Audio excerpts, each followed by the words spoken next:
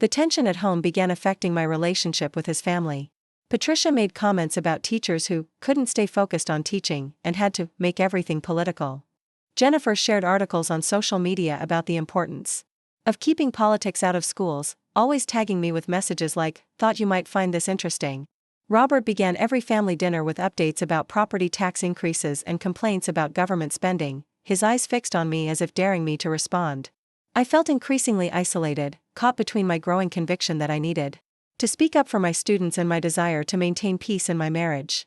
David's love had become conditional on my willingness to stay quiet, to remain the supportive wife who didn't rock the boat or challenge the family's comfortable assumptions about how the world should work. The final straw came when the legislature scheduled a vote on the education budget for the last week of March. Teachers' organizations planned a massive rally at the state capitol, hoping to demonstrate public support for educational funding. Before the final vote, I signed up immediately, knowing this might be our last chance to influence the outcome. When I told David about my plans to attend the rally, his reaction was swift and harsh. He reminded me that his father had a major development project pending approval from the city council, and that my political activities could jeopardize important business relationships. He accused me of being selfish, of putting my personal agenda ahead of our family's financial security. When I pointed out that my teaching salary barely covered our monthly expenses and that his family's wealth came from their business, not mine, he accused me of being ungrateful for the opportunities his family had provided me. The argument escalated into the kind of fight that reveals fundamental incompatibilities you've been trying to ignore. David demanded that I choose between my marriage and my activism. I asked him to choose between his family's approval and his wife's principles. Neither of us was willing to compromise, and for the first time in our 7-year marriage, I realized that the man I married might not be the man I thought he was. Despite his objections, I attended the rally on March 28. It was a beautiful spring day in Austin, with hundreds of teachers, parents, and community members gathering on the south steps of the Capitol building. The atmosphere was positive and hopeful, with speakers sharing stories about how education funding affected real families and real children. I felt energized being surrounded by people who shared my commitment to public education, who understood that fighting for schools wasn't about politics but about justice. The event was scheduled to end at 4 p.m., but a smaller group of us decided to stay for what the organizers called a peaceful vigil in the Capitol Rotunda. We planned to sit quietly, holding signs and candles, until the legislative session ended. For the day, it was a form of civil disobedience. We knew we were technically trespassing after hours, but it felt like a powerful way to demonstrate our commitment to the cause. That's when everything changed. Capitol Police began asking us to leave around 6 p.m., and most of the group complied. But about 20 of us decided to stay, linking arms and singing, "We shall overcome," as officers explained that we would be arrested if we didn't disperse. I thought about David's warnings, about the potential consequences for his family's business, about the safe and comfortable life I would be risking. Then I thought about Maria, one of my third-grade students, whose mother worked 2 jobs to pay for school supplies because the district couldn't afford basic classroom materials. I thought about the art teacher who was laid off mid-semester, leaving 400 students without access to creative expression. I thought about the librarian who used her own money to buy books because the school's budget had been cut again. I stayed. The arrest was quiet and professional. The officers were respectful, explaining each step of the process as they placed plastic zip-tie handcuffs around our wrists and loaded us into transport vehicles. I felt scared but also strangely peaceful, knowing that I had finally stopped compromising my values for the sake of keeping others comfortable. David had been calling and texting all evening, his messages growing increasingly frantic as news of the arrest spread on social media. I managed to use my one phone call to reach him at 11 p.m., explaining that I was being held at the Travis County Sheriff's Office and would need someone to post bail. His response was immediate and devastating. "I can't believe you did this to us, Rebecca. I can't believe you chose to embarrass my family like this. Not, are you okay? Not, do you need a lawyer? Not, I'm coming to get you." Just disappointment that I had embarrassed his family.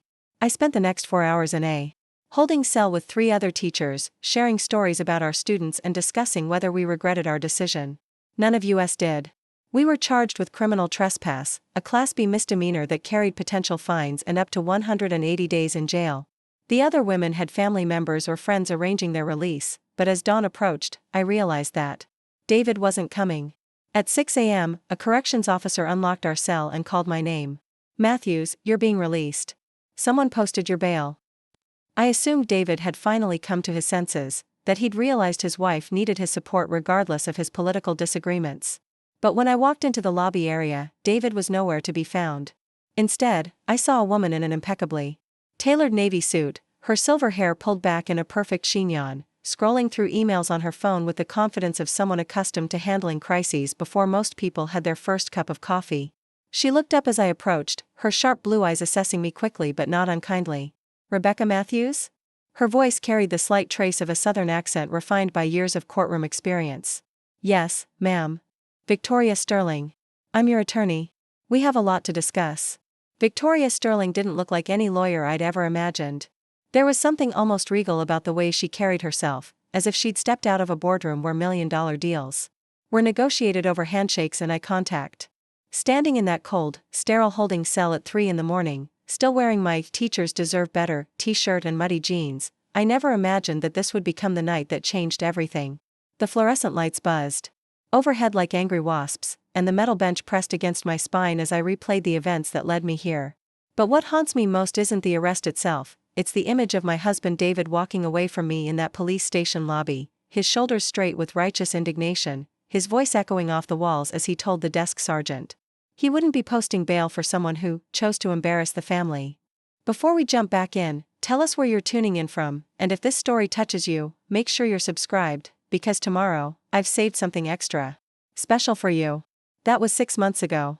Today, I want to tell you exactly what happened next, because sometimes the most devastating betrayals become the greatest gifts we never knew we needed. My name is Rebecca Matthews, though everyone calls me Becca, and until that night at the Travis County Sheriff's Office, I believed I was living the life I was supposed to want. 32 years old, married to David for 7 years, living in a pristine 2-story colonial in Westlake Hills with perfectly manicured landscaping and a 3-car garage that housed David's BMW, my reliable Honda Civic, and whatever luxury vehicle his father Robert decided to park there during his frequent visits to oversee the family business. I met David during my student teaching semester at the University of Texas. He was finishing his MBA, I was completing my education degree, and we bonded over late-night study sessions at the library and our shared love of breakfast tacos from a food truck that parked outside the business building. David was different then, or maybe I was just seeing what I wanted to see. He listened when I talked about my dreams of creating innovative reading programs for struggling students. He drove me to my practicum placements when my car broke down. He even helped me paint bulletin boards for my first classroom, though he complained about the glitter getting under his fingernails. The Matthews family welcomed me with the kind of measured enthusiasm that felt warm until you realized it came with conditions. Patricia, David's mother, smiled and hugged me at family dinners while asking pointed questions about my family's modest background. My father drove trucks for a living, my mother worked as a cashier at H-E-B, and we lived in a small house in Pflugerville where the air conditioning only worked in 2 rooms and the fence needed painting every few years whether we could afford it or not. This wasn't exactly the pedigree the Matthews family had envisioned for their eldest son.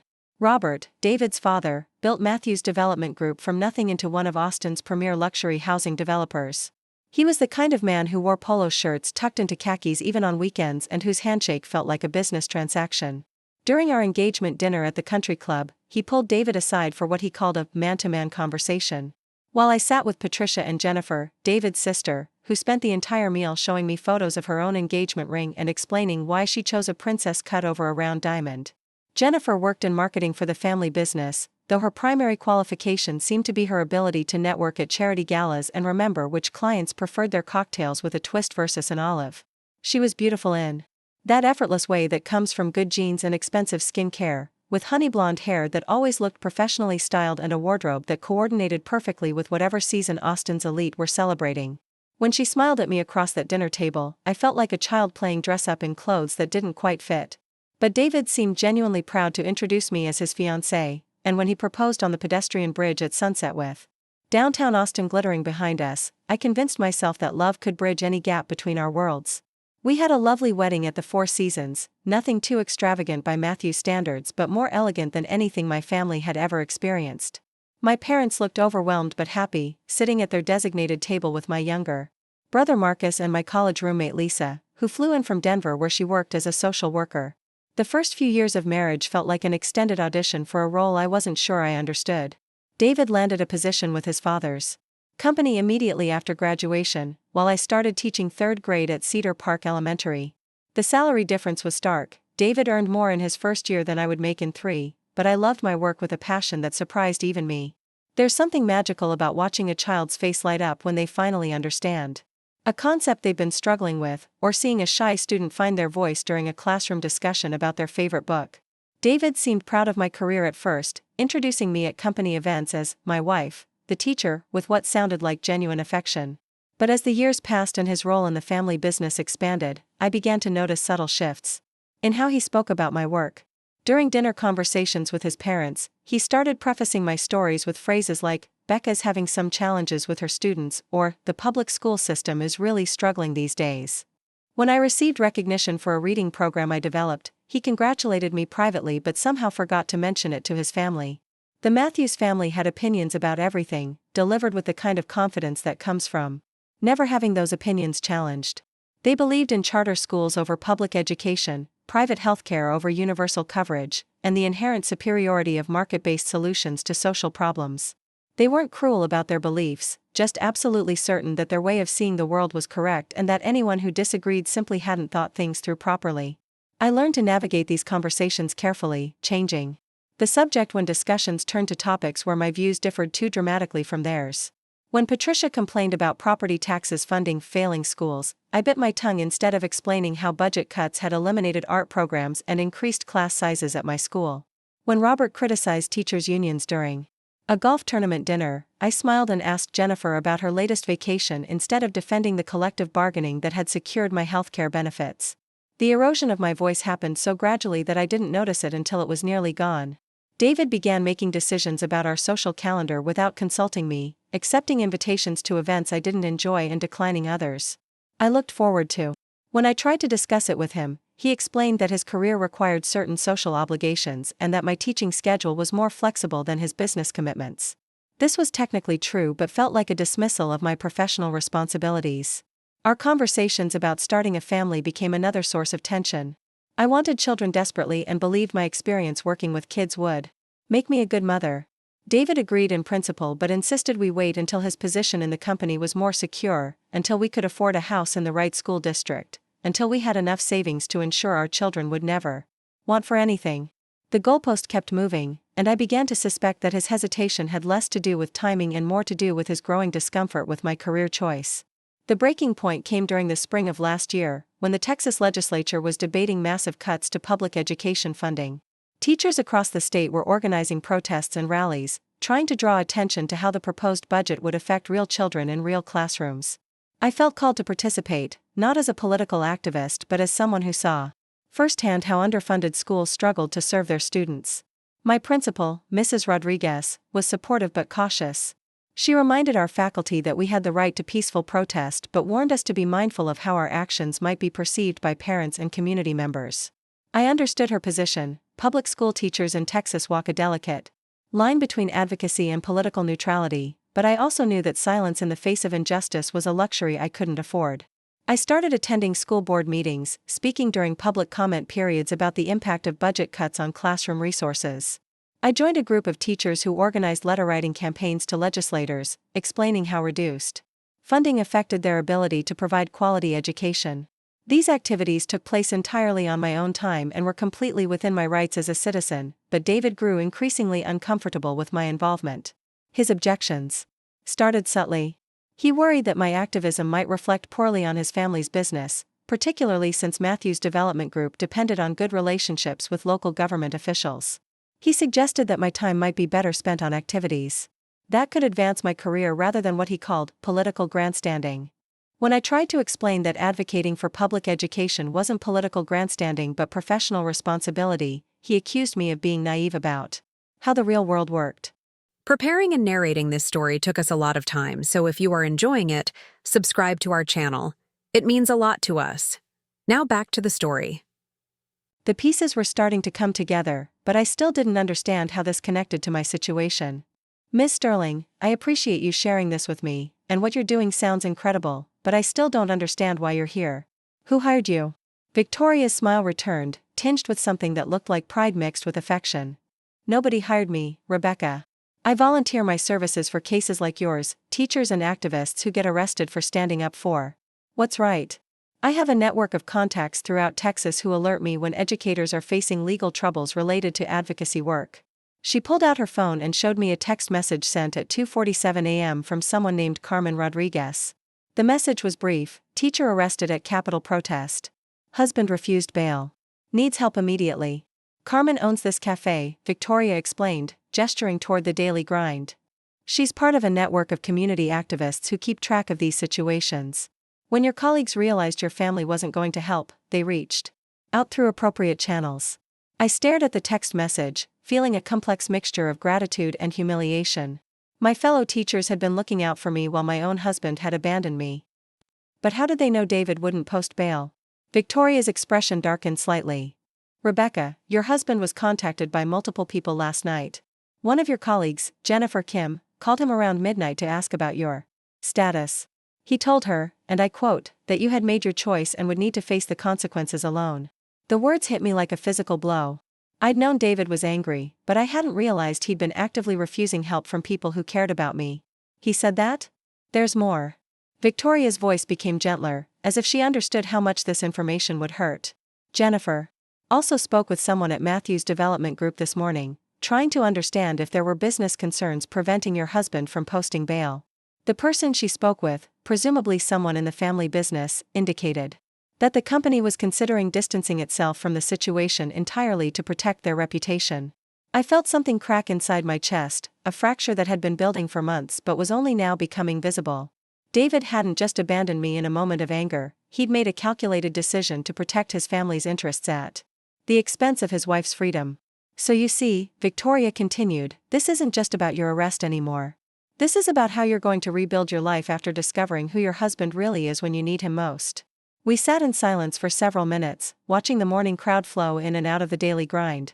I recognized several faces from the teaching community, educators grabbing coffee before heading to their schools to face another day of inadequate resources and impossible expectations. What happens now? I asked finally. Victoria reached into her briefcase and pulled out a manila folder thick with documents. Now we fight. Your case is actually quite strong from a legal standpoint. The arrest was peaceful, you were protesting for a legitimate cause, and your actions fall clearly within the bounds of protected speech. I'm confident we can get the charges reduced or dismissed entirely. She opened the folder and showed me newspaper clippings, legal precedents, and what looked like a comprehensive strategy for my defense. But the legal case is just the beginning, Rebecca. The real question is what you want your life to look like after this is over. I thought about David's absence from the jail, about his family's reaction to my arrest, about the slow erosion of my voice and identity over the past 7 years. I don't know. Everything I thought I knew about my marriage, about my life, seems to be falling apart. Victoria nodded knowingly. That's actually good news. Sometimes things need to fall apart before you can build them back the way they should be. She started the car again and pulled back into traffic, heading toward the Westlake Hills neighborhood where David and I had built our supposedly perfect life. I'm going to ask you to do something that might seem counterintuitive. I want you to take some time before you go home. I want you to think about who you were before you started compromising yourself to fit into someone else's vision of who you should be. We drove past the familiar landmarks of my daily life, the grocery store where I shopped for dinner parties I didn't enjoy, the country club where David's family held their social events, the salon where Patricia had convinced me to change my hair color to something more polished. Everything looked the same, but somehow I felt like I was seeing it all for the first time. There's something else you should know, Victoria said as we approached my street. Your story has already started to spread on social media. Several of your colleagues posted about the arrests last night, and there's been quite a bit of support from the educational community. People are asking questions about why some teachers were bailed out immediately while others, like you, were left in jail. She handed me her business card, heavy cardstock with elegant lettering that somehow managed to look both professional and approachable. Call me this afternoon when you've had time to process everything. We need to discuss your legal strategy, but more importantly, we need to talk about what you want your future to look like. As we pulled into my driveway, I could see David's BMW in the garage, which meant he was home and would have questions. I wasn't sure I was ready to answer. Victoria seemed to sense my hesitation. Rebecca, I need you to remember something important. You didn't do anything wrong last night. You stood up for children who couldn't advocate for themselves, you put your principles ahead of your personal comfort, and you showed the kind of courage that most people only dream about having. Don't let anyone, including your husband, convince you that you should be ashamed of that. I climbed out of the Mercedes and stood in my own driveway, looking at the house I'd called home for 7 years but which suddenly felt like foreign territory. Victoria rolled down her window one last time. "One more thing," she said. "Maria Gonzalez, the teacher from my story? She went back to school, got her master's degree in special education policy, and now runs a non-profit organization that advocates for disabled children throughout Texas. Sometimes the worst thing that happens to you becomes the catalyst for the best thing you'll ever do." As Victoria drove away, I walked slowly toward my front door, knowing that whatever conversation awaited me inside would determine the direction of the rest of my life. I thought about Maria Gonzalez, about Luis learning to speak, about the courage it takes to rebuild yourself after everything you thought you knew falls apart. The house was quiet when I entered, but I could hear David moving around upstairs in our bedroom. I set my keys on the kitchen counter next to a stack of mail and yesterday's newspaper, the mundane details of normal life continuing as if the world hadn't shifted fundamentally overnight. "David?" I called softly. His footsteps on the stairs were measured and deliberate, the sound of someone who had been preparing for this conversation. When he appeared in the kitchen doorway, he was already dressed for work in one of his expensive suits, his hair perfectly styled and his expression carefully neutral. "How did you get home?" His first words weren't about my well-being or my night in jail, but about logistics. "A lawyer posted my bail and drove me home." David's eyebrows rose slightly. "A lawyer? I thought you said you couldn't afford legal representation." "I couldn't. She's working pro bono for teachers who were arrested last night." Something flickered across David's face, an emotion I couldn't quite identify. Surprise? Concern? Irritation that his plan to leave me stranded had been thwarted by people who cared more about my welfare than he did? "Rebecca, we need to talk about what happened last night." I poured myself a glass of water from the refrigerator, buying time while I tried to organize my thoughts. The kitchen that had once felt like the heart of our home now seemed like neutral territory between two opposing forces. "Yes, we do need to talk. But first, I need you to explain why you left me in jail for 8 hours when you knew I needed help."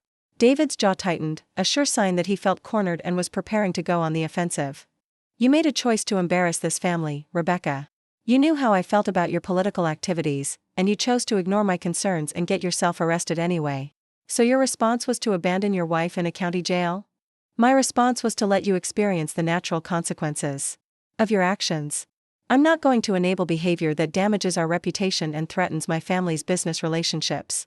I stared at him across the kitchen island, this man I'd shared a bed with for 7 years, and realized I was looking at a stranger. "David, I was advocating for public education funding. I was standing up for my students. How is that threatening to your family's business?" "Because optics matter, Rebecca. Because my father has projects pending approval with city council members who don't appreciate having their family names associated with political radicals.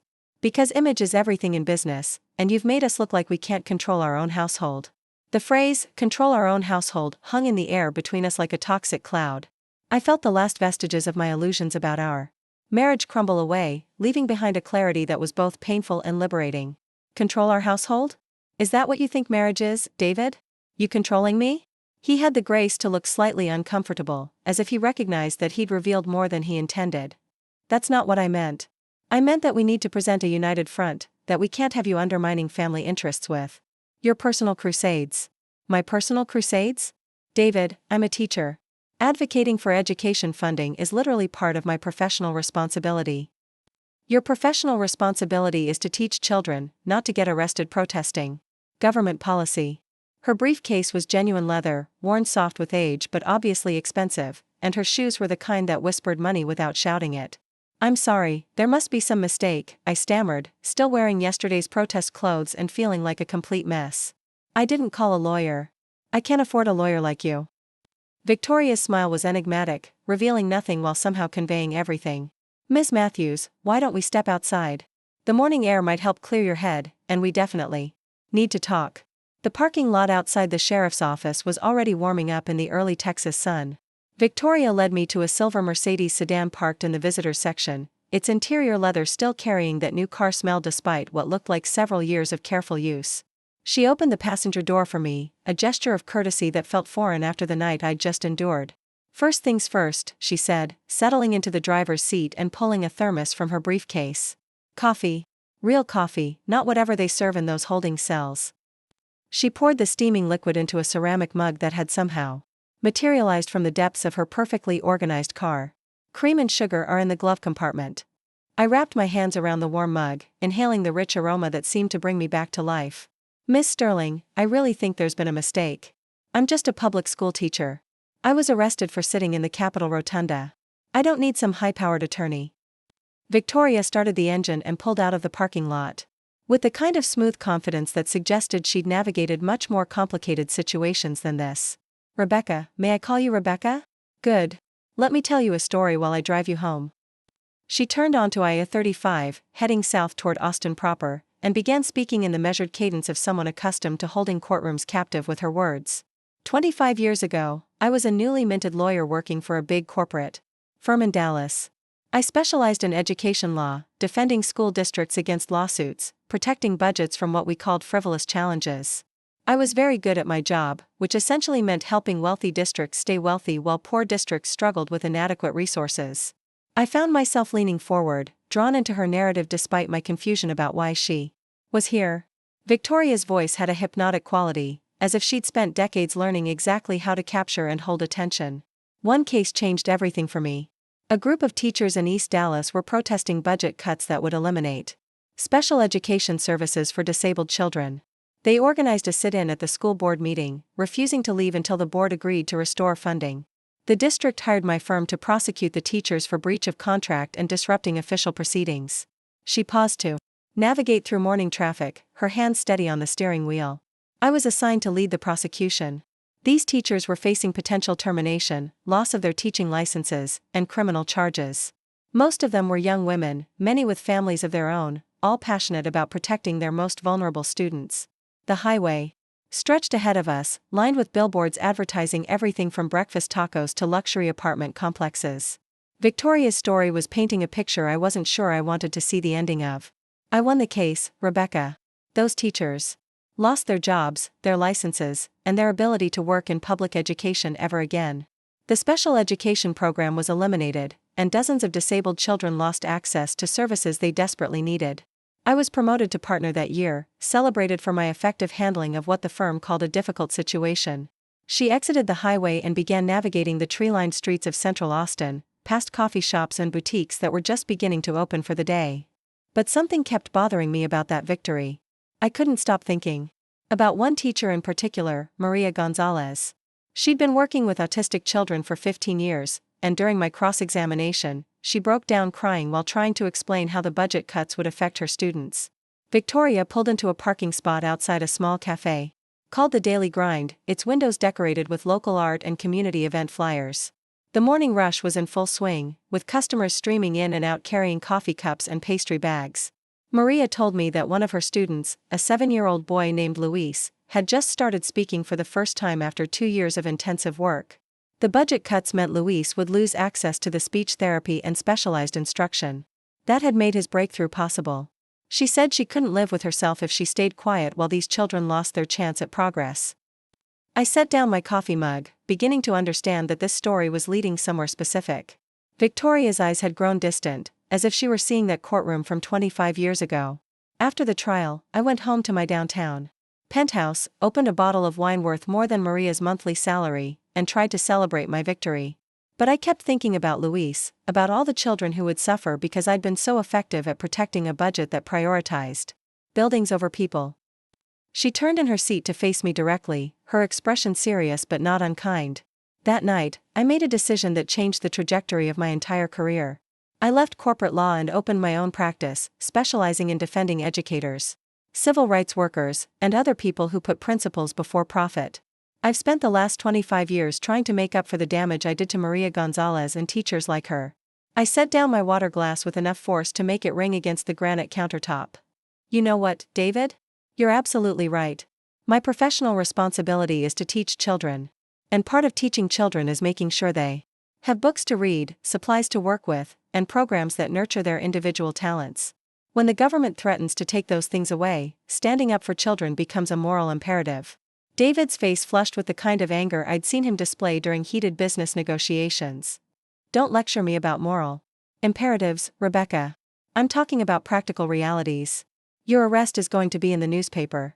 Your mugshot is probably already circulating on social media. People are going to associate the Matthews name with criminal activity. Criminal activity? David, I was arrested for peaceful protest, not armed robbery. The distinction doesn't matter to people who might do business with my family.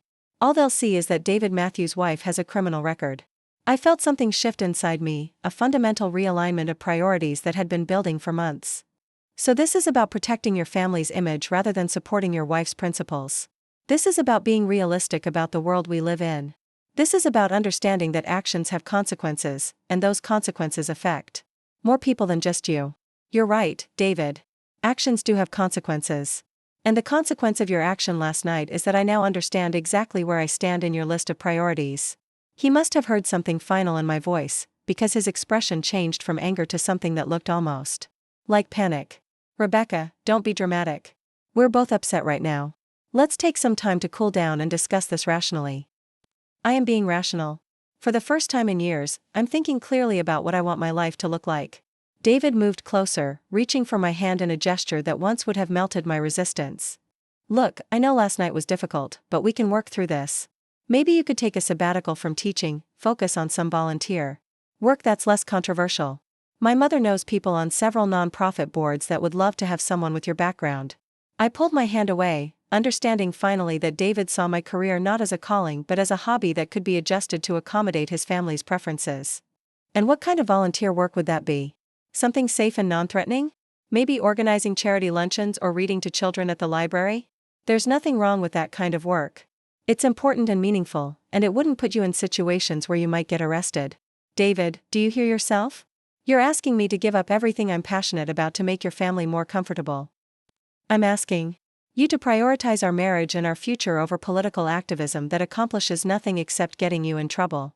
I walked to the kitchen window and looked out at the perfectly manicured yard, the swimming pool we never used, the outdoor furniture arranged for entertaining guests who never quite accepted me as family.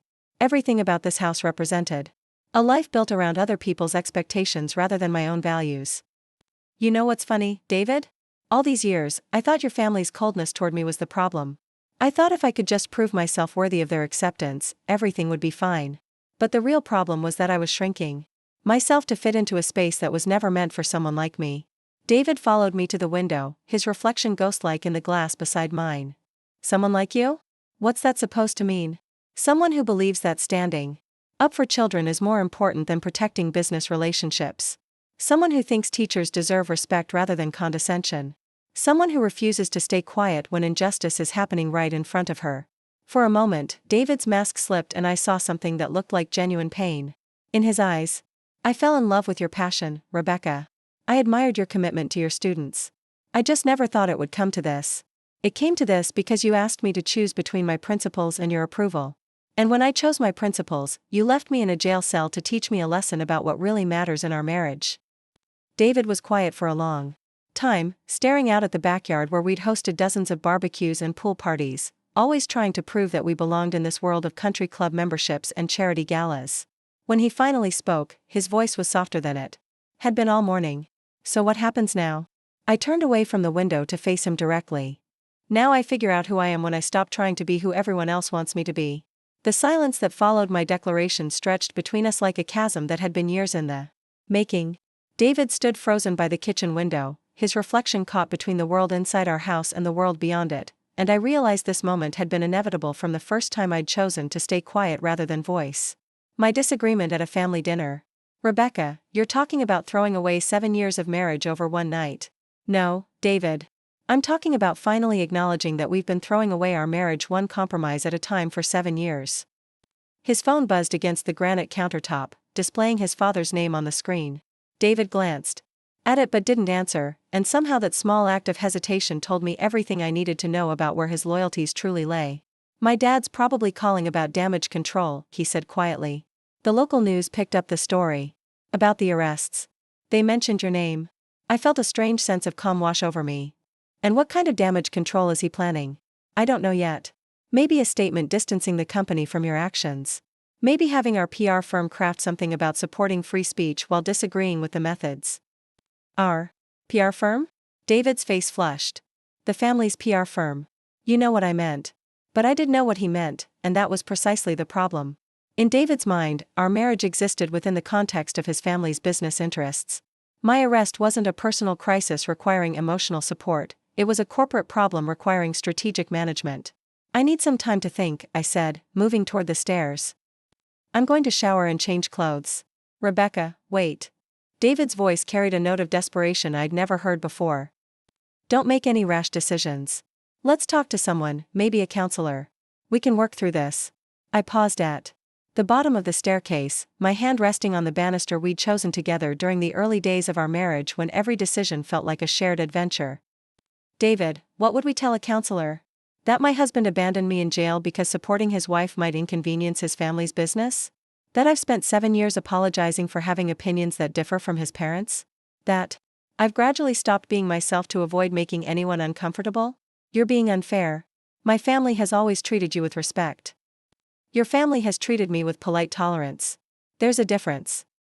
I climbed the stairs to our bedroom, leaving David standing alone in the kitchen with his father's unanswered phone call.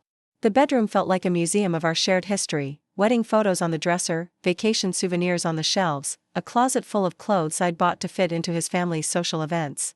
Everything looked the same, but I felt like I was seeing it all through different eyes.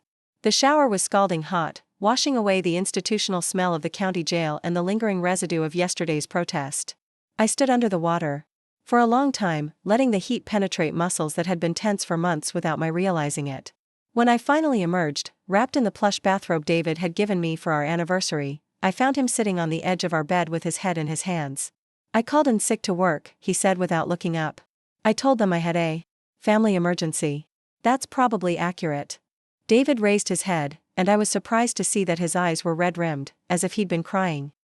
Rebecca, I love you. I know I handled last night badly, but I love you. I sat down in the chair by our bedroom window, maintaining physical distance while I tried to organize my thoughts. I believe you love me, David.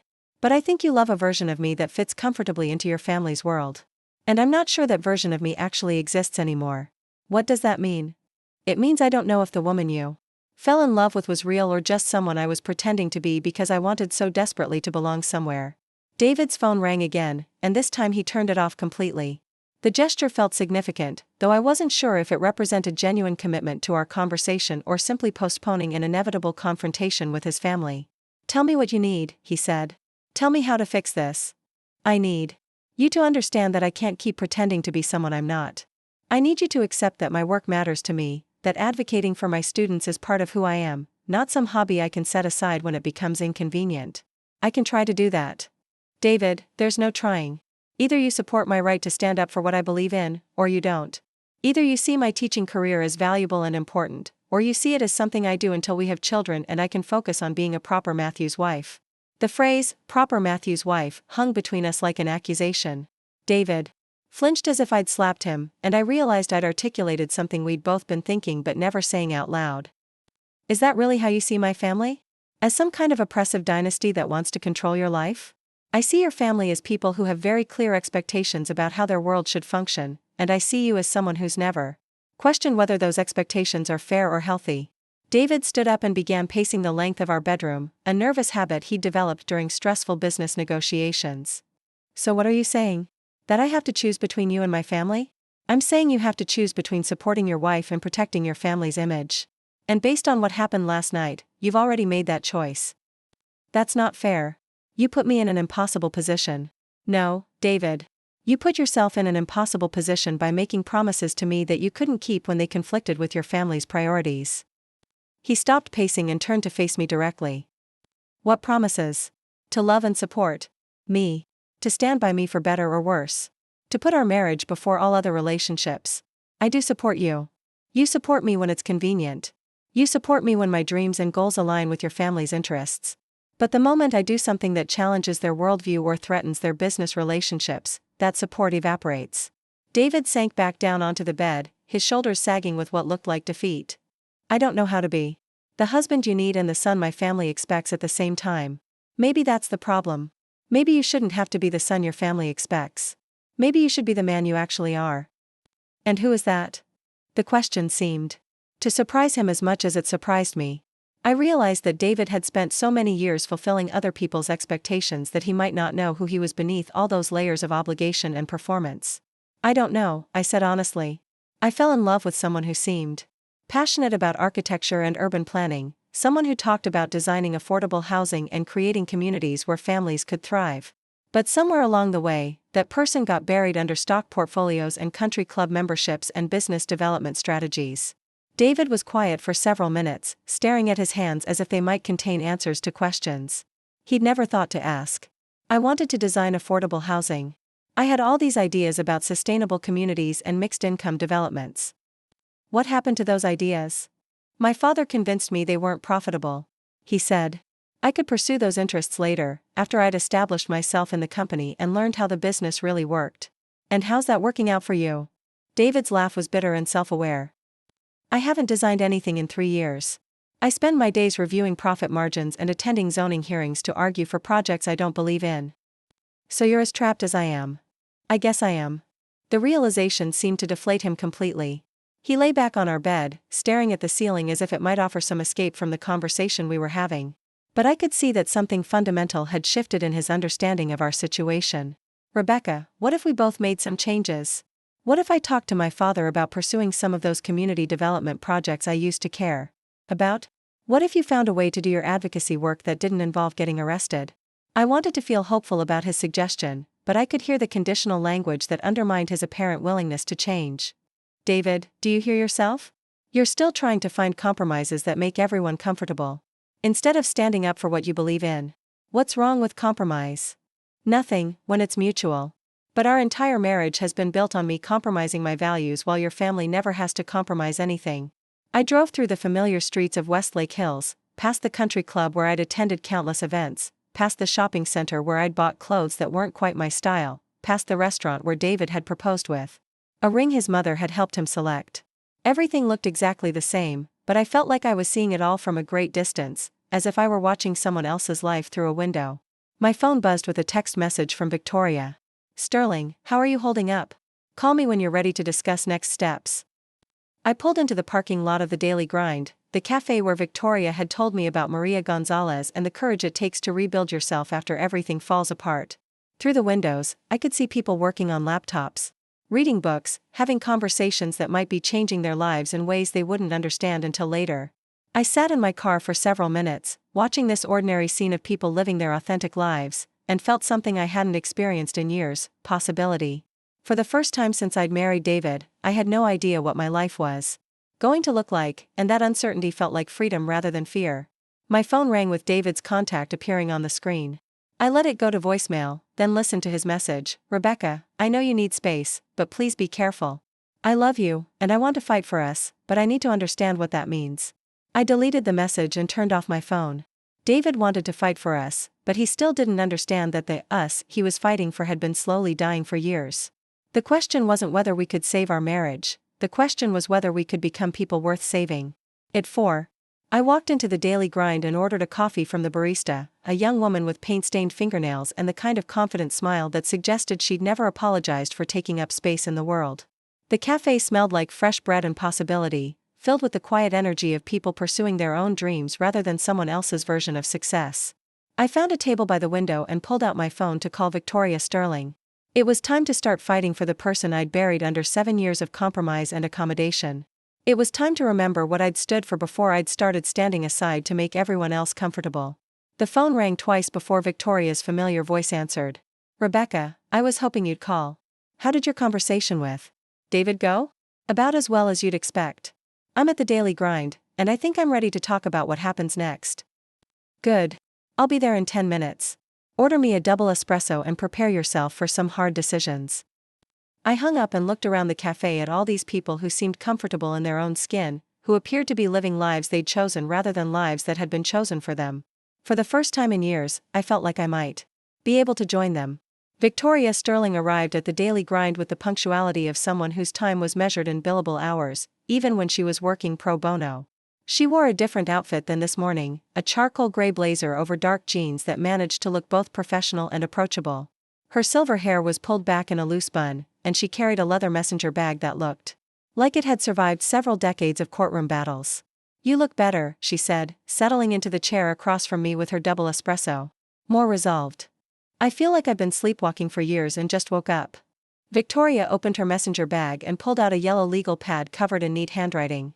Let's start with the immediate practical matters, then we'll move on to the bigger picture. Your court date is scheduled for next Thursday. The charges are Class B misdemeanor criminal trespass, which carries a maximum penalty of 180 days in jail and a $2,000 fine. I felt my stomach drop despite her confident tone. 6 months in jail? That's the maximum penalty, but it's extremely unlikely you'll face anything close to that. Most first-time offenders in cases like yours receive community service or a small fine. However, we're not going to plead guilty to anything. Victoria's pen moved across the legal pad as she spoke, creating what looked like a strategic battle plan. I've reviewed the circumstances of your arrest, and I believe we have several strong defenses. The protest was peaceful, you were exercising your constitutional right to free speech, and the Capitol Police testimony indicates that all arrestees were given multiple warnings before any action was taken. So you think the charges will be dismissed? I think we have an excellent chance of getting them dismissed, yes. But more importantly, I think we can use this case to make a statement about the right of educators to advocate for their students without facing criminal penalties. Victoria looked up from her notes to study my face carefully. Rebecca, I need to ask you something, and I want you to think carefully before you answer. Are you prepared for this case to become public? Are you ready for media attention, for your name to be associated with teacher activism, for the possibility that this could affect your career in ways we can't predict? I thought about David's concern for his family's reputation, about the careful image management that had governed so much of my life for the past 7 years. Then I thought about Maria, my third-grade student whose mother worked 2 jobs to buy school supplies, and about all the children who would suffer if education funding continued to be cut. Yes. I'm ready. Good, because I have some ideas about how to approach this case that go beyond simply getting you acquitted. Victoria flipped to a new page in her legal pad and began sketching what looked like a timeline. I've been doing this kind of work for 25 years, and I've learned that individual cases can become catalysts for broader change if they're handled strategically. Your arrest wasn't just about you, Rebecca. It was about a systematic attempt to silence educators who speak up for their students. I'm the one who stopped talking about politics at dinner. I'm the one who changed my appearance to fit their standards. I'm the one who gave up friendships they didn't approve of. I never asked you to give up your friendships. You didn't have to ask. The disapproval was clear enough. David rolled onto his side to face me, his expression more vulnerable than I'd seen it in years. I didn't realize it had gotten that bad. It got that bad because I let it get that bad. Because I was so afraid of losing you that I lost myself instead. So what happens now? The question echoed through our bedroom, bouncing off the wedding photos and vacation memories and all the artifacts of a shared life that suddenly felt like evidence from someone else's story. I looked at this man I'd promised to love forever, and realized that forever might be shorter than either of us had anticipated. Now I figure out who I am when I stop trying to be who everyone else wants me to be. And what about us? I stood up and walked to our closet, pulling out a suitcase I hadn't used since our honeymoon. I think I need some space to figure that out. David sat up abruptly, panic replacing the resignation in his voice. You're leaving? I'm taking some time to think. There's a difference. Where will you go? I'll figure it out. I began pulling clothes from hangers, focusing on practical items rather than the cocktail dresses and designer pieces I'd accumulated for Matthew's family events. Jeans, sweaters, comfortable shoes, the kinds of clothes I wore when I was just being myself rather than playing a role. Rebecca, please don't do this. Please don't give up on us. I paused in my packing to look at him directly. David, I'm not giving up on us.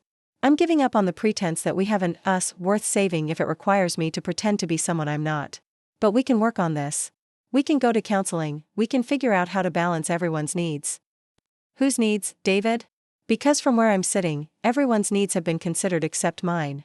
He couldn't argue with that, and his silence was more telling than any protest would have been.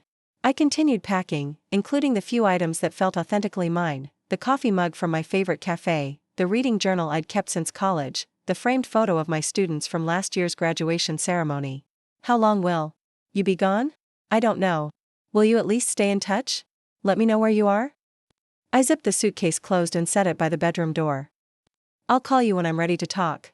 What should I tell people? What should I tell my family? Tell them the truth. Tell them your wife needed your support and you chose to protect their reputation instead. David flinched again, but he didn't try to deny the accuracy of my statement. Rebecca, I'm sorry. I'm sorry about last night, I'm sorry about all of it. I believe you're sorry, David. But sorry doesn't undo 7 years of gradually erasing myself to fit into your world. I picked up my suitcase and headed for the door, then stopped and turned back to face him one last time. You know what the saddest part is? I don't think you even realize how much I've changed to accommodate your family's expectations. I don't think you remember who I used to be before I started performing the role of the perfect Matthew's wife. I remember the woman who could debate urban planning policy for hours, who got excited about innovative teaching methods, who laughed so hard at terrible movies that other people in the theater would stare at us. Do you miss her? David's eyes filled with tears he'd been holding back all morning. Every day. Then maybe it's time for both of us to figure out how to find the people we used to be. I left him sitting on our bed, surrounded by the remnants of a marriage that had slowly suffocated under the weight of other people's expectations. My car keys were where I'd left them the night before, and my Honda Civic started with the reliable efficiency that had carried me through 7 years of trying to prove I belonged in a world of luxury vehicles and valet parking. That would be huge. That would be national news. That would affect everything. Yes, it would. David leaned against the kitchen counter, his mind clearly racing through the implications of what I was telling him. And you're considering it? I'm more than considering it. I'm probably going to do it. Even knowing what it would mean for us? For my family's business? For our future together? David, do you hear yourself? You just said you were ready to support whatever decision I made, but your first reaction is to remind me of all the reasons I shouldn't make this decision. I'm not trying to talk you out of it. I'm trying to understand if you've thought through all the consequences. I've thought about nothing else all day. The question isn't whether I've considered the consequences. The question is whether you're genuinely prepared to support me regardless of what those consequences might be. David was quiet for a long time, staring out the kitchen window at the backyard where we'd hosted so many gatherings designed to prove we belonged in his family's world. When he finally spoke, his voice was barely above a whisper. I want to be that kind of husband, Rebecca. I want to be someone who supports your courage rather than your compliance. But I'm scared of losing everything we've built. What have we built, David? A marriage where I gradually became someone I don't recognize? A life where your family's approval matters more than my principles? A relationship where I have to choose between being authentic and being loved? That's not fair, isn't it? David didn't answer, but his silence was answer enough. We'd built a life that required me to be smaller than I was, quieter than I was, more accommodating than any person should have to be. Victoria was offering me the chance to be larger, louder, and less accommodating, but it would require dismantling everything David thought we had together. I need more time, he said finally. Time for what? Time to figure out how to be the man you need me to be. I looked at my husband across our kitchen, this man I'd loved for 7 years, and realized that time wasn't what he needed. Courage was what he needed, and I couldn't give him that. He would have to find it himself, just as I was finally finding mine. 3 months later, I stood in the hallway outside Courtroom 3 at the federal courthouse in downtown Austin, watching Victoria Sterling review her notes one final time before we entered what would likely be the most important legal proceeding of my life. The civil rights lawsuit had garnered national attention, with education advocacy groups, teacher unions, and civil liberties organizations filing briefs in support of our case. The hallway buzzed with reporters, lawyers, and activists who had traveled from across the country to witness what many were calling a watershed moment for educator rights. The criminal charges from my arrest had been dismissed 6 weeks earlier. Exactly as Victoria had predicted. The prosecutor's office, faced with overwhelming evidence that our protest had been peaceful and constitutionally protected, quietly dropped all charges against the arrested teachers.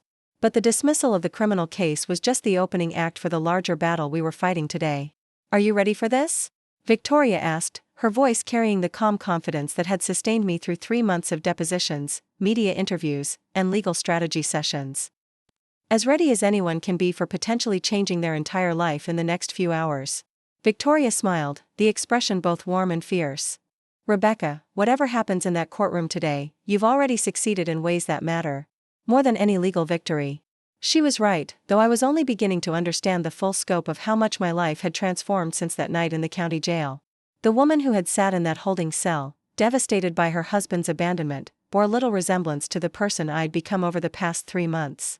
The transformation had begun gradually, in the weeks following my decision to file the civil rights lawsuit. David had initially tried to support my choice, attending strategy meetings with Victoria and even giving a carefully worded statement to the press about his wife's commitment to educational excellence. But as the case gained national prominence and the Matthews family faced increasing scrutiny, the cracks in his resolve became impossible to ignore. I remember the exact moment when I realized our marriage was truly over. It was a Tuesday evening in early May, about 6 weeks into the lawsuit preparations. I had just returned from a strategy session with Victoria and several other civil rights attorneys who were helping with our case. The meeting had been invigorating, filled with discussions about constitutional law, educational policy, and the potential for systemic change that could affect thousands of teachers across the country. David was in our living room when I arrived home, sitting in his favorite leather chair with a glass of whiskey and an expression I'd never seen before. It wasn't anger exactly, though there was certainly frustration in his eyes. It was something deeper and more troubling, resignation mixed with what looked almost like grief. How was the meeting? Victoria's eyes lit up with the kind of passion I imagined she'd felt as a young lawyer before corporate work had dimmed her idealism. If we win, we create a legal framework that protects educator speech across the country. We establish that teachers have the right to advocate for their students without fear of professional retaliation. We change the conversation about what it means to be a professional educator in America. And what happens to me personally? You become someone who made a difference. Someone who looked at an unjust system and decided to fight rather than accept it. Someone whose courage inspired others to find their own voices. Victoria closed her folders and legal pads, stacking them neatly on the table between us. Rebecca, I need you to understand something. This decision isn't just about your legal case or your career or even your marriage. This is about who you want to be for the rest of your life. What do you mean? I mean that every person reaches moments when they have to choose between safety and authenticity, between comfort and courage. Most people choose safety, and there's nothing wrong with that. But some people choose to fight, and those people change the world. I looked out the window of the daily grind at the busy street beyond, watching people go about their daily lives, most of them probably unaware that their choices were slowly shaping the kind of world they would live in. Victoria was asking me to make a choice that would ripple far beyond my immediate circumstances. How long do I have to think about it? Take the weekend. We'll meet again on Monday to finalize our strategy for the criminal case. If you decide to move forward with the civil lawsuit, we'll need to file within the next 2 weeks to maintain our momentum. Victoria stood to leave, then paused and looked back at me with an expression that was both maternal and challenging. Rebecca, can I tell you what I see when I look at you? What? I see someone who spent years apologizing for taking up space, who's convinced herself that keeping the peace is more important than standing up for what's right. But I also see someone who's ready to stop apologizing and start demanding the respect she deserves. After Victoria left, I sat alone in the daily grind for another hour, watching the afternoon crowd filter in and out. Students from the University of Texas, freelancers with laptops, retired couples sharing newspapers and conversation. All of them seemed comfortable with their choices, settled into lives that reflected their values and priorities. My phone buzzed with a text message from David. Please come home so we can talk. I've been thinking about everything you said this morning. I stared at the message for several minutes before responding. I need more time to think. I'll call you tomorrow. His reply came immediately. I love you. Whatever you decide, I love you. I believed him, but I was beginning to understand that love without support was just sentiment. David loved me, but he'd never been willing to risk anything to protect that love. Victoria was offering me the chance to risk everything to protect something bigger than love, the principle that people should be able to stand up for what they believe in without sacrificing their livelihood or their relationships. I drove home to Westlake Hills as the sun was setting, casting long shadows across the manicured lawns and pristine driveways. The house felt different when I walked inside, as if the morning's conversation had shifted the molecular structure of our shared space. David was in the kitchen making dinner, something he rarely did, and the gesture felt like an olive branch. Or perhaps an apology. How was your day? He asked, as if I'd been at work rather than planning the potential destruction of everything we'd built together. Complicated. David set down his spatula and turned to face me directly. Rebecca, I spent the afternoon thinking about our conversation this morning, and I want you to know that I'm ready to support whatever decision you make about your legal case. What does that mean? It means I was wrong to leave you at the police station. It means I was wrong to prioritize my family's concerns over your need for support. It means I want to be the husband you deserve, even if that makes my family uncomfortable. I wanted to feel relieved by his words, but I could hear the careful language he was using, the way he was framing his support as conditional on my decisions, rather than unconditional recognition of my right to make those decisions. David, I need to tell you something. My lawyer offered me the opportunity to do more than just fight the criminal charges. She wants me to file a civil rights lawsuit that could establish legal protections for teachers who engage in political advocacy. David's face went pale. A lawsuit? Against whom? Against the school district.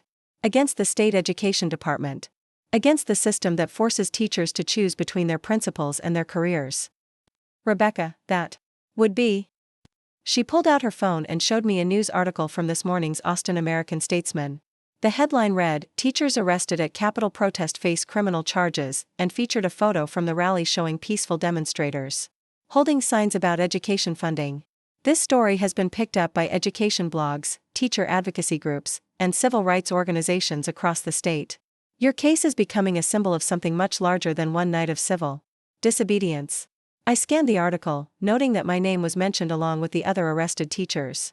There was a quote from David's father's business partner describing the protest as misguided political theater and expressing disappointment that some community members chose disruption over dialogue. Robert Matthews' business partner gave them a quote. Victoria nodded grimly. Your husband's family is already working to distance themselves from your actions. Which, frankly, makes our job easier. How does that make our job easier? Because it establishes that you were acting independently, based on your own convictions, rather than as part of any organized conspiracy. It also demonstrates that you were willing to risk personal relationships to stand up for your principles. Victoria closed her phone and leaned forward, her expression becoming more intense.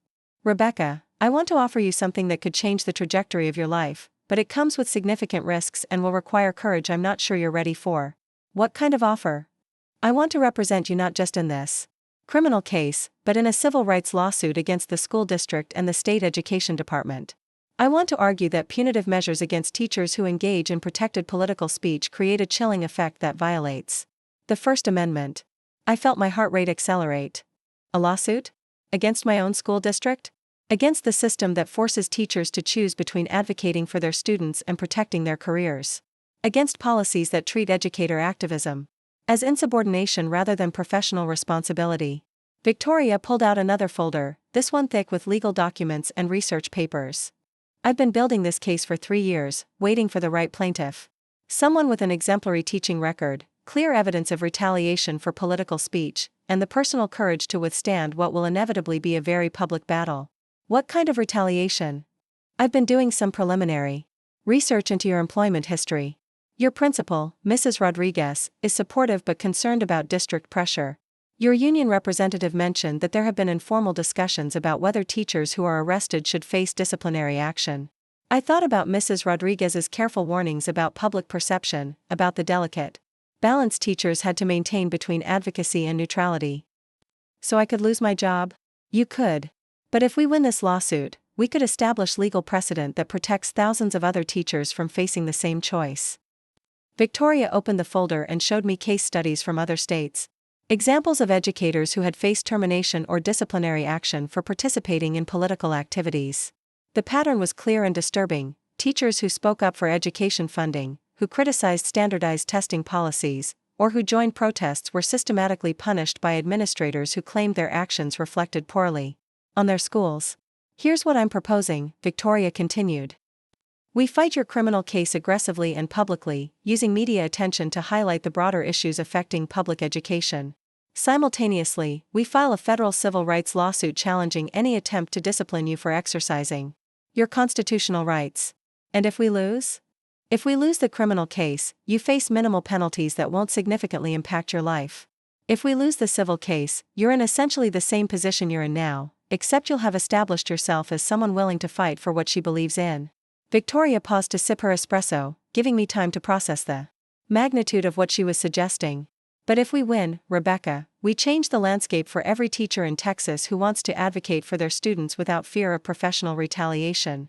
I looked around the daily grind at the other customers, most of whom seemed to be living relatively quiet lives focused on their immediate concerns and personal relationships.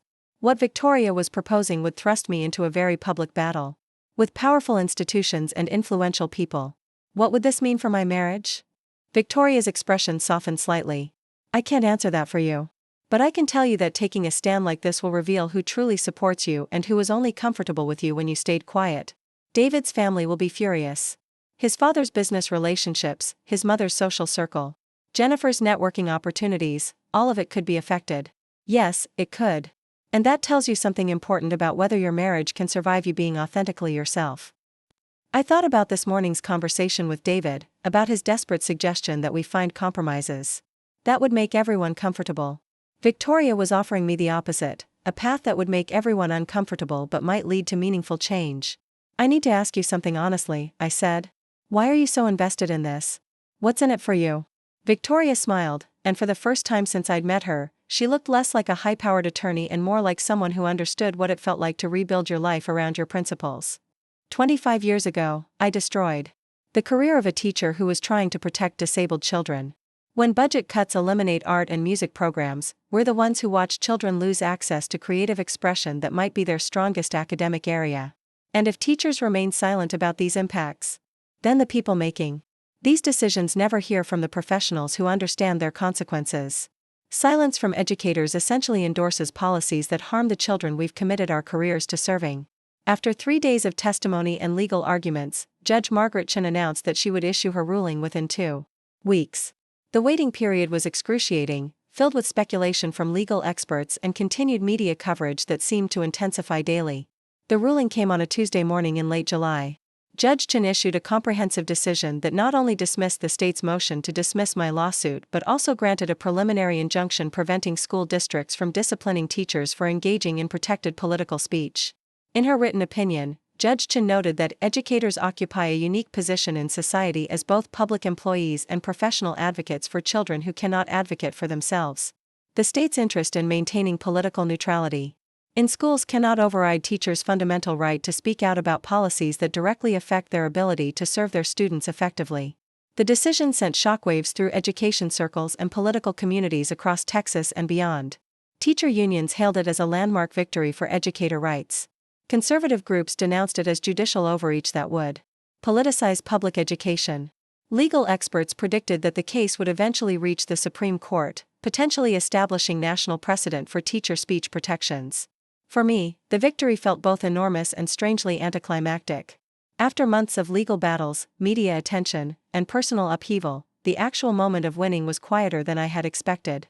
Victoria and I celebrated with coffee at the Daily Grind, surrounded by teachers and activists who had supported the case from the beginning. The legal victory opened doors I hadn't expected. Education advocacy organizations offered me positions developing policy recommendations for teacher speech protections. Universities invited me to speak about the intersection of professional responsibility and political activism.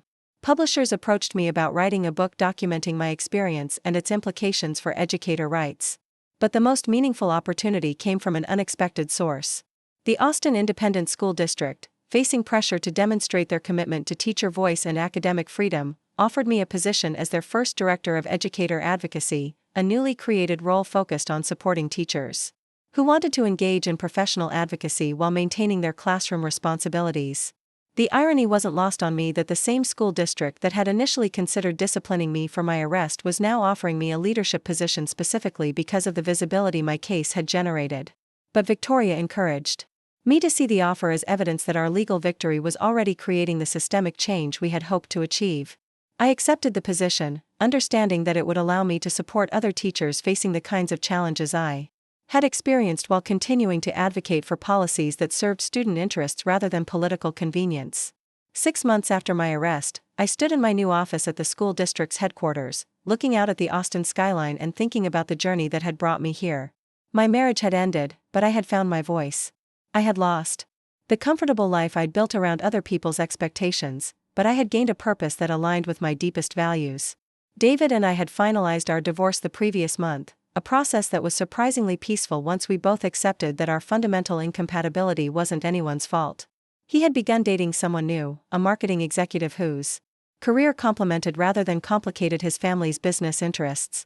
When I heard about his new relationship through mutual friends, I felt only relief that he had found someone who could give him the kind of partnership he needed. As I prepared for my first staff meeting as Director of Educator Advocacy, I thought about Maria, my third-grade student whose mother worked 2 jobs to buy school supplies. The position I now held would allow me to advocate for policies that ensured children like Maria received the educational resources they deserved without requiring their families to sacrifice basic necessities. Most importantly, I thought about all the teachers across Texas and beyond who were still fighting isolated battles for their students' welfare, still facing the choice between their principals and their paychecks that I had faced 6 months earlier. My legal victory had established that teachers had the constitutional right to advocate for their students, but constitutional rights meant nothing without institutional support and professional protection. Victoria had been right when she told me that sometimes the worst thing that happens to you becomes the catalyst for the best thing you'll ever do. David's abandonment had forced me to discover reserves of strength I didn't know I possessed. The arrest that was meant to silence me had amplified my voice beyond anything I could have imagined. The marriage that ended because I refused to shrink myself had cleared space for a life that finally fit who I actually was rather than who everyone else wanted me to be.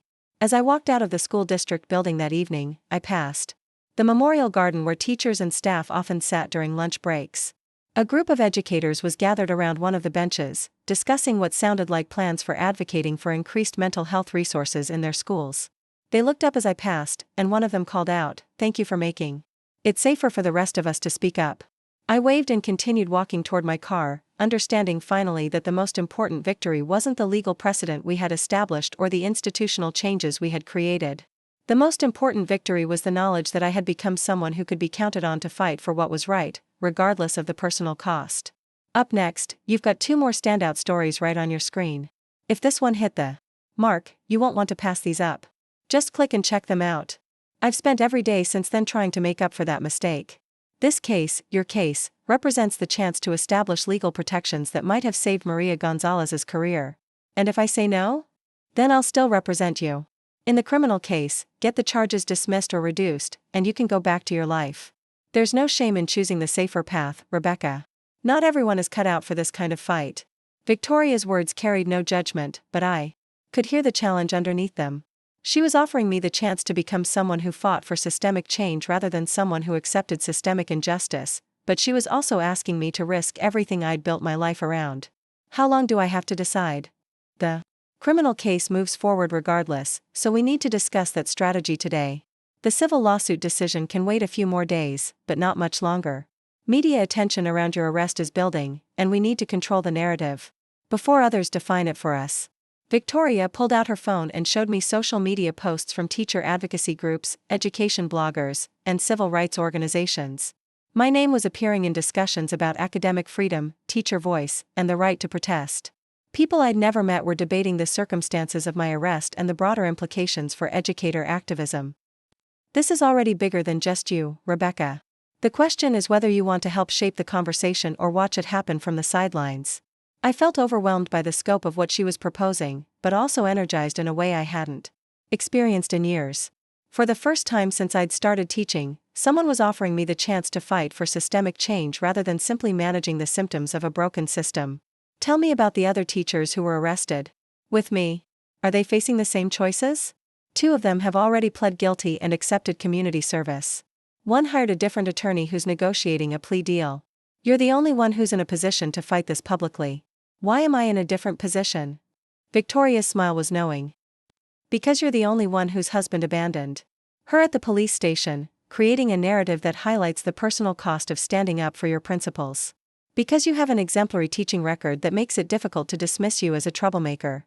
And because you're the only one who seems ready to risk everything for the chance to create meaningful change. I thought about my conversation with David this morning, about his suggestion that we find ways to balance everyone's needs. Victoria was offering me the chance to stop balancing and start demanding that my needs be considered equal to everyone else's. If I do this, if I agree to the lawsuit, what happens to my relationship with my school district? With my principal? Who's been supportive? Your principal will be caught in the middle, which is unfortunate but inevitable. The district will pressure her to distance herself from you. Some of your colleagues will support you privately but remain quiet publicly. Others will openly criticize your decision to rock the boat. Victoria's honesty was both refreshing and terrifying. She wasn't trying to minimize the costs of the path she was proposing, which made me trust her assessment of the potential benefits. And my students? How does this affect them? In the short term, it might create some disruption. In the long term, if we succeed in protecting teachers' rights to advocate for educational resources, it could dramatically improve the quality of education your students and thousands of others receive. I thought about Maria, about Luis learning to speak, about all the children whose educational opportunities were being sacrificed to budget cuts and political expediency. The choice Victoria was offering me was really a choice between protecting my comfortable life and fighting for their future. I have another question, and this one might sound selfish. Ask it. If I do this, if I become the face of teacher activism in Texas, what happens to my ability to have a normal life? What happens to my chances of rebuilding my marriage or starting a family or just being a regular person who teaches children and goes home at night? Victoria was quiet for a long moment, considering her answer carefully. Rebecca, I won't lie to you. Taking a stand like this changes you permanently. You become someone who's known for something, someone who carries the weight of other people's hopes and expectations. It's not an easy life. But it's an authentic life. It's a life where you know exactly who you are and what you stand for. And in my experience, that kind of authenticity attracts the right kind of people and relationships while repelling the wrong kind. I thought about David's tears this morning, about his admission that he missed the person I used to be before I started performing the role of the perfect Matthew's wife.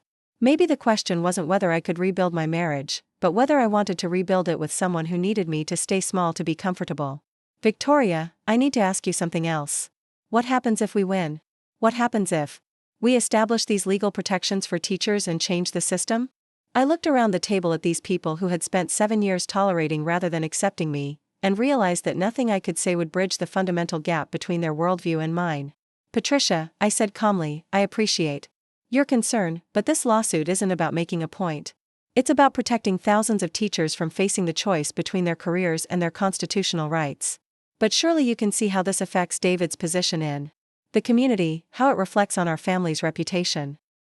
I felt the old impulse to apologize, to find some compromise that would make everyone comfortable, but Victoria's voice echoed in my memory. Sometimes the most important thing you can do is refuse to make other people comfortable with your oppression. I can see how my lawsuit affects your family's reputation, I replied. But I'm not responsible for managing your reputation.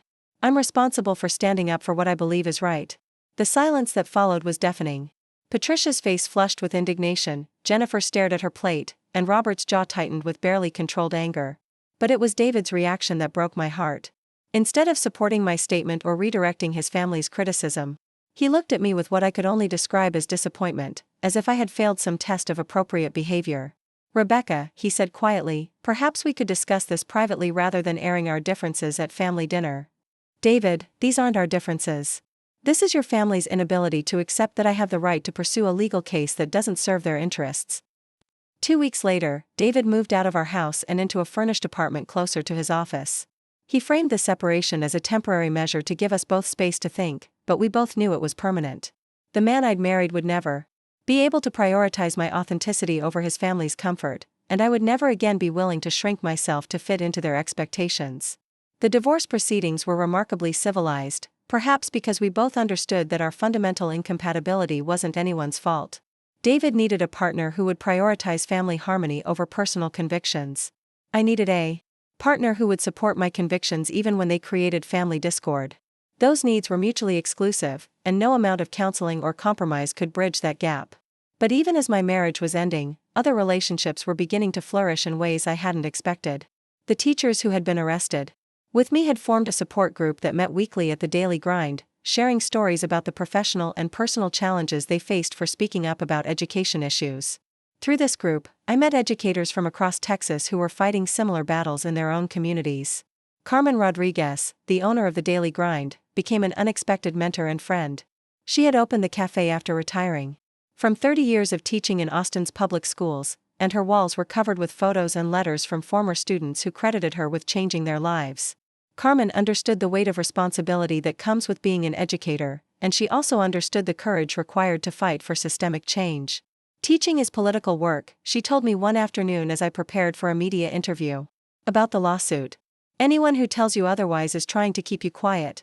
Every time you advocate for resources your students need, every time you defend a child who's being unfairly treated, every time you refuse to accept that some children deserve less than others, you're making a political statement. Carmen's Cafe had become an unofficial headquarters for education activists throughout Central Texas.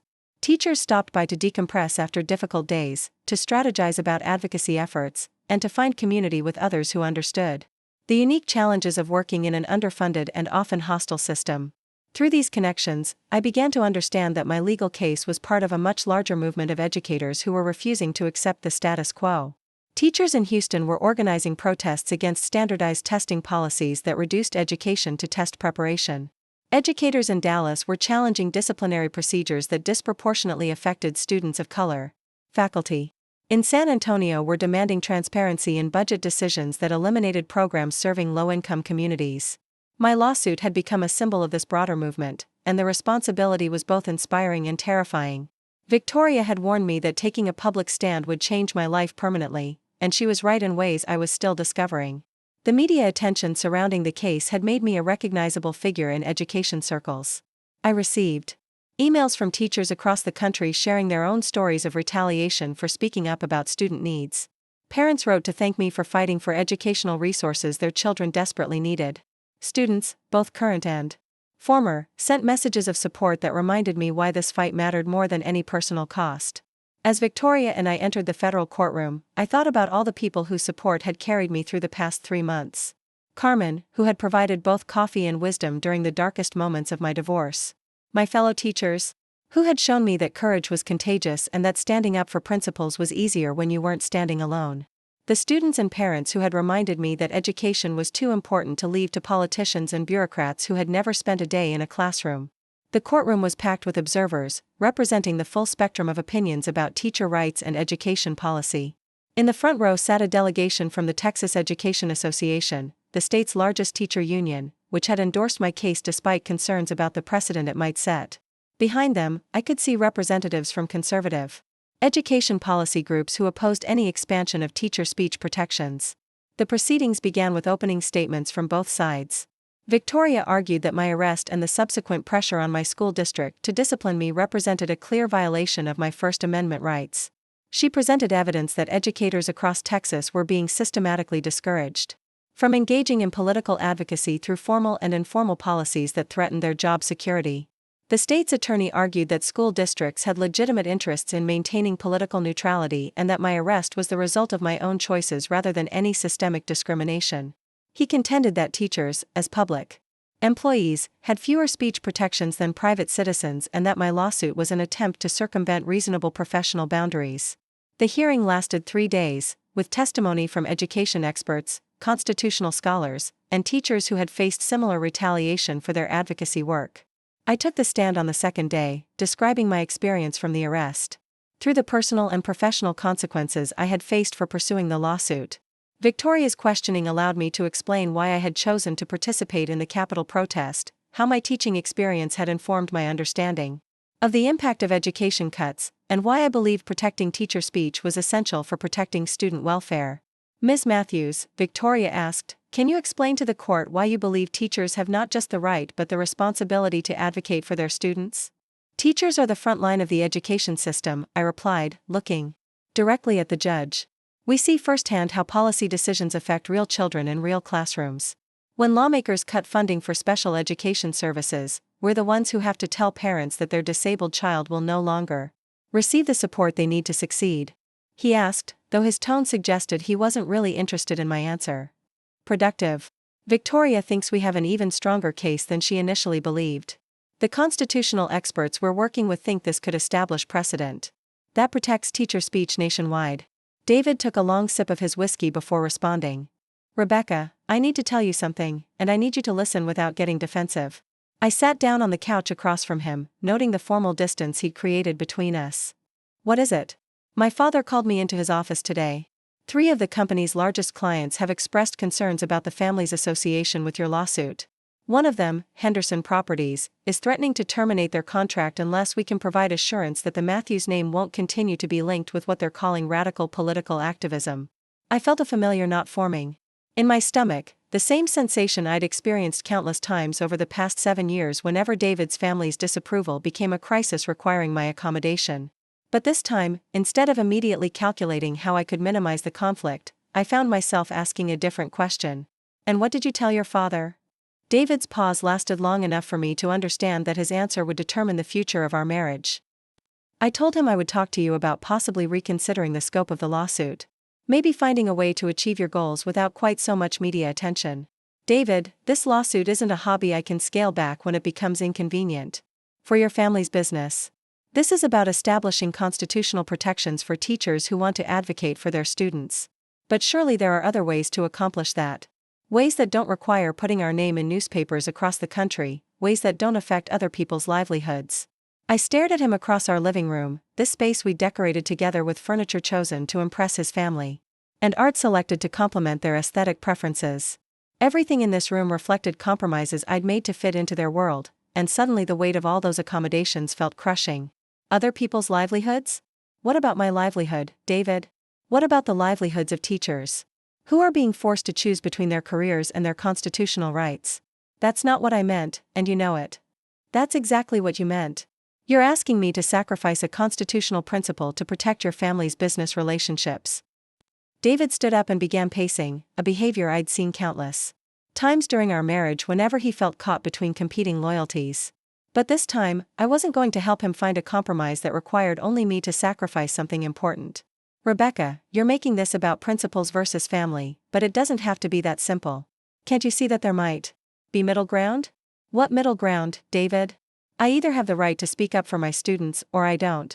I either pursue this lawsuit to establish protections for other teachers, or I accept that educators will continue to be silenced by threats to their job security.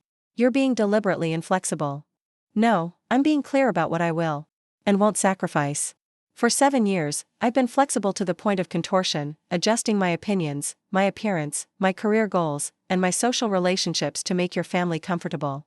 I'm done being flexible about my fundamental rights. David stopped pacing and turned to face me directly. So you're choosing this lawsuit over our marriage? I'm choosing myself over your family's comfort. If that destroys our marriage, then our marriage was built on something fundamentally unsustainable.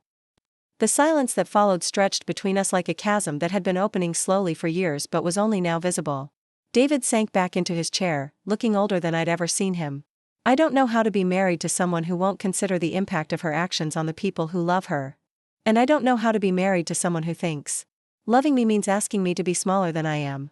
That conversation marked the beginning of the end, though it took several more weeks for both of us to acknowledge what had become inevitable.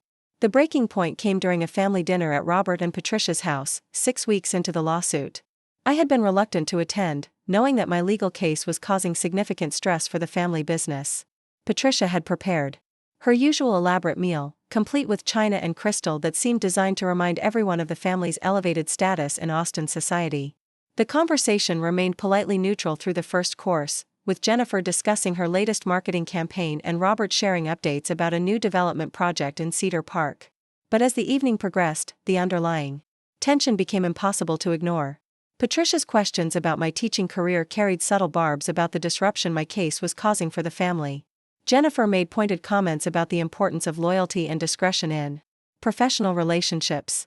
Robert remained silent, but his disapproval radiated across the dining room like heat from a furnace. David sat beside me, growing more uncomfortable with each passive-aggressive comment, but saying nothing to defend his wife or redirect the conversation. I watched him retreating into the same pattern of conflict avoidance that had characterized our entire marriage, choosing family harmony over spousal support. The moment of truth came when Patricia, emboldened by wine and her perception that David wouldn't challenge her, looked directly at me and said, "Rebecca, dear, don't you think this lawsuit has gone far enough? You've made your point about teacher rights. Perhaps it's time to consider the impact on people who care about you." The familiar request to prioritize other people's comfort over my own principles hung in the air like an ultimatum.